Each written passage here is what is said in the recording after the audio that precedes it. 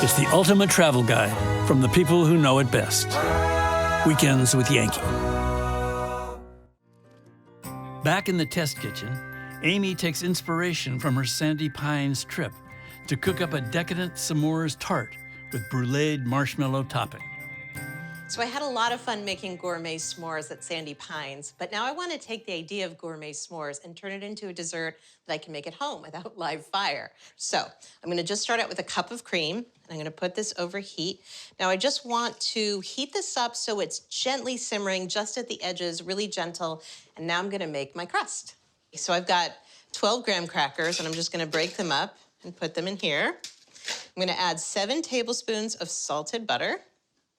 And then sugar, this is 3 tablespoons. Once you bake this off, the sugar actually helps the graham cracker crust to set and stay in one piece and adhere. So I'm just gonna pulse this until you get kind of like a sandy mix. It should look like wet sand. Okay, so we're just gonna press this into the bottom of a 9-inch tart pan. Pretty simple, just use your fingers and spread it out. Getting an even layer across the bottom and then up the sides. So to get a really crisp edge, if you want to, you can take a rolling pin and just roll it over the sides so that you're pressing it down into the fluting on the edges of this pan. Now, I've got my oven preheated at 350, and I'm gonna just transfer this onto a baking sheet, which makes it easier to get in and out of the oven. And I'm gonna bake it for just 10 minutes, and that's gonna be all the baking you do for this whole recipe. Okay, there we go. So just 10 minutes.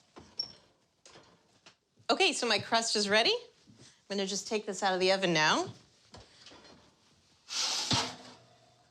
So it's nice and golden brown. It smells really good, like buttery graham crackers. So I need to let this sit for at least a half hour. An hour is even better. You just really want to make sure it's nice and firm. Now this is called a ganache. So you can see that I'm just starting to get a boil here. So we're gonna put into the bowl 8 ounces of semi-sweet chocolate chips, and then a 1/4 teaspoon of kosher salt. And then I'm gonna take my hot cream and I'm gonna pour it over the chocolate chips, and this will melt them. So I just wanna let that sit for 3 minutes. Okay, so my ganache has had a chance to get nice and warm and melty. It's gonna get really silky and gorgeous as we keep mixing. Okay, it's ready. So I'm gonna pour this right in here. This filling needs to set up for at least an hour in the refrigerator. You can make it a day ahead and let it sit overnight. That's totally fine. All right, my tart is now chilled. You can see that the ganache has set up. It's nice and firm. And now we're ready for the part that I think is so fun. So we're gonna cover the whole surface with marshmallows. I've taken just regular marshmallows from the supermarket. I just cut them in half. Conveniently, a half of a large marshmallow is the same height as a small marshmallow, so we're gonna take advantage of that.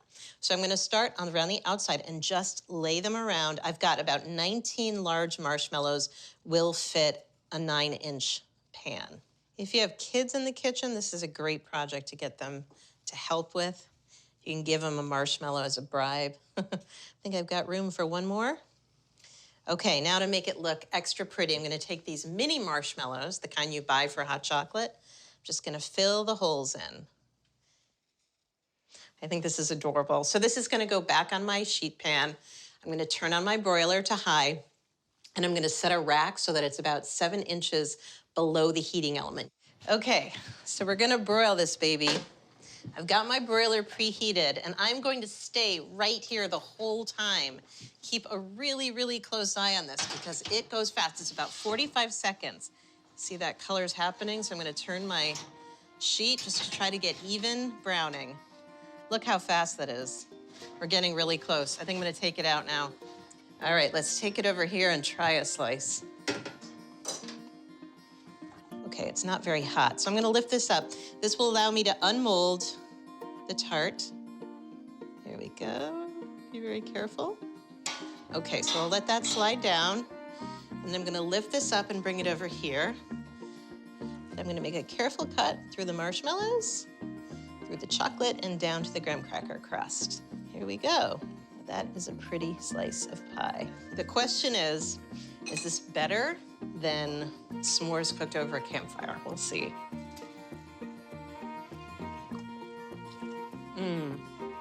I think it's an even split because The wood smoke of a s'mores campfire, you can't really beat that. But this is an incredible dessert. I really recommend that you make it.